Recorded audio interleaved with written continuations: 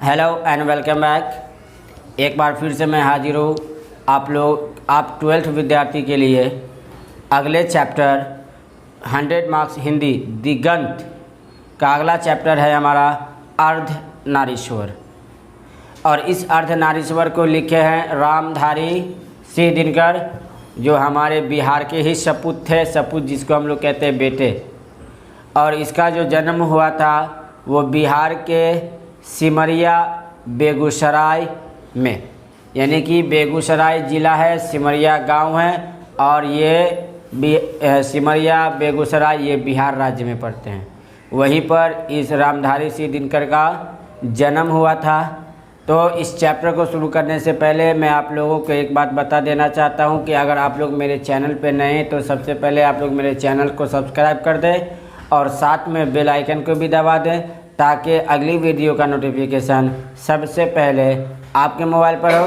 और इस बार जो भी विद्यार्थी एग्ज़ाम देना चाह रहे हैं या जो एग्ज़ाम देने वाले हैं, अगर उसकी तैयारी नहीं हो पा रही है तो वो सबसे पहले मेरे चैनल को सब्सक्राइब कर दे और मेरे चैनल से अपनी तैयारी में चार चांद लगाए और अपनी तैयारी को बेहतर से बेहतर बनाएं।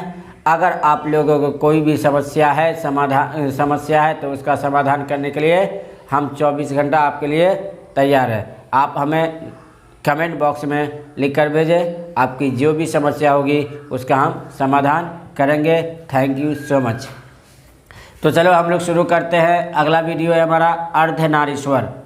इस चैप्टर से रिलेटेड जितने भी क्वेश्चन है वो मैं आप लोगों को करवा दे रहा हूँ, और इससे बाहर आपकी एग्ज़ाम में आने की संभावना नहीं है। लेकिन आप इस पूरे क्वेश्चन आंसर को याद कर लीजिए और आप अपने एग्ज़ाम में अच्छे से अच्छे नंबरात से पास हो सकते हैं। Thank you. तो चलो हम शुरू करते हैं। अर्धनारीश्वर। अर्धनारीश्वर का मतलब होता है कि आधा पुरुष का और आधा महिला, जिसमें शंकर भगवान और पार्वती देवी इन दोनों का चित्रण है इसके अंदर। और इसको लिखा है रामधारी सिंह दिनकर जी ने। तो चलो हम शुरू करते हैं। पहला क्वेश्चन है हमारा, किस रचनाकार की पंक्तियाँ नारी सौपन है, नारी सुगंध है, नारी पुरुष की बाह पर झूलती है, जूही की माला है, ये किसने कहा था? तो ये कहा था रामधारी सिंह दिनकर जी ने। ये रामधारी सिंह दिनकर का स्टेटमेंट है, उन्होंने ही ये बात कही थी। किसने कही थी? तो रामधारी सिंह दिनकर जी ने कही थी। और अगला सवाल है हमारा, ज्ञानपीठ पुरस्कार से सम्मानित रचना है, यानी कि रामधारी सिंह दिनकर को ज्ञानपीठ पुरस्कार से सम्मानित किया गया था। वो कौन सी रचना के लिए? तो वो रचना है उर्वशी। कौन सी रचना? उर्वशी। अगला क्वेश्चन है, युद्ध और शांति की समस्या। युद्ध और शांति की समस्या पर लिखी गई काव्य कृति क्या है? तो युद्ध और शांति की समस्या पर लिखी गई काव्य कृति है कुरुक्षेत्र। कुरुक्षेत्र। अगला सवाल है हमारा, अर्धनारीश्वर का किस विधा से संबंध है? तो अर्धनारीश्वर का निबंध विधा से संबंध है। किससे संबंध है? निबंध विधा से संबंध है। अगला सवाल है हमारा कि अर्धनारीश्वर शीर्षक निबंध के निबंधकार का नाम बताएं।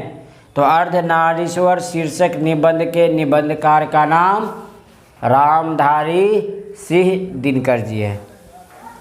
अगला सवाल है कि रामधारी सिंह दिनकर का जन्म कब हुआ था? इससे पहले आप लोगों को अगर हम सारांश लिखाए हुए होंगे तो उस सारांश में भी आप लोगों को बताया गया होगा इसका जन्म कहाँ हुआ था, कब हुआ था और इसकी मृत्यु कब हुई थी। ये सब कुछ हम आप लोगों को लिखा चुके हैं। तो रामधारी सिंह दिनकर का जन्म कब हुआ था? अगर आप में से किसी भी विद्यार्थी को मालूम है तो आप मुझे कमेंट बॉक्स में लिख कर भेज सकते हैं। अगर नहीं मालूम है तो मैं आपको बता दे रहा हूँ। रामधारी सिंह दिनकर का जन्म 23 सितंबर 1908 ईस्वी में हुई थी। रामधारी सिंह दिनकर का जन्म 23 सितंबर 1908 ईस्वी में हुई थी। अगला सवाल है, रामधारी सिंह दिनकर का निधन कब हुआ था? तो रामधारी सिंह दिनकर का निधन कब हुआ था? तो वो हुआ था 24 अप्रैल 1974 ईस्वी में। कब हुआ था? 24 अप्रैल 1974 ईस्वी में। अगला सवाल है, रामधारी सिंह दिनकर का जन्म कहाँ हुआ था? अभी कुछ देर पहले बता चुके हैं हम। रामधारी सिंह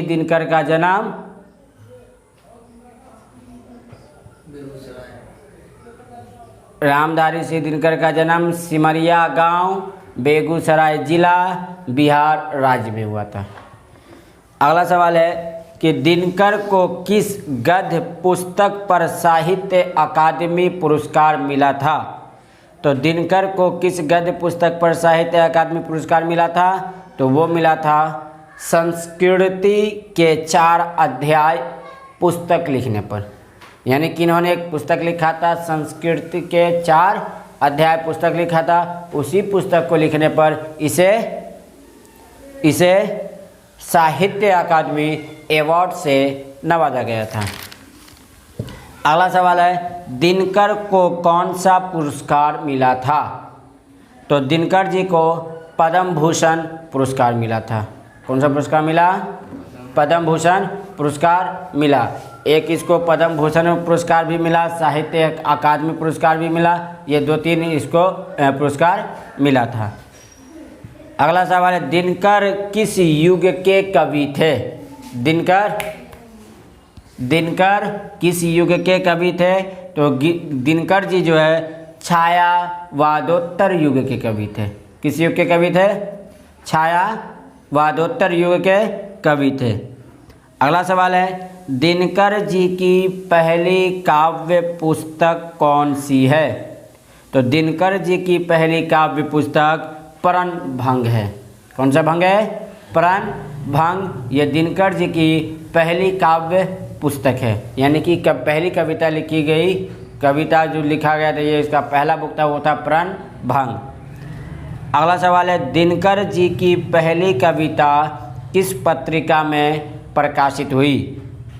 तो दिनकर जी की पहली कविता छात्र सहोदर पुस्तक में प्रकाशित हुई, पत्रिका में प्रकाशित हुई। दिनकर जी की पहली कविता किस पत्रिका में प्रकाशित हुई? तो दिनकर जी की पहली कविता छात्र सहोदर पत्रिका में प्रकाशित हुई। अगला सवाल है, दिनकर जी की पहली कविता कब प्रकाशित हुई? तो दिनकर जी की पहली कविता 1925 ईस्वी में प्रकाशित हुई। Thank you so much for watching this video. Please like and share and subscribe and follow my channel and share my video. Thank you so much for watching this video.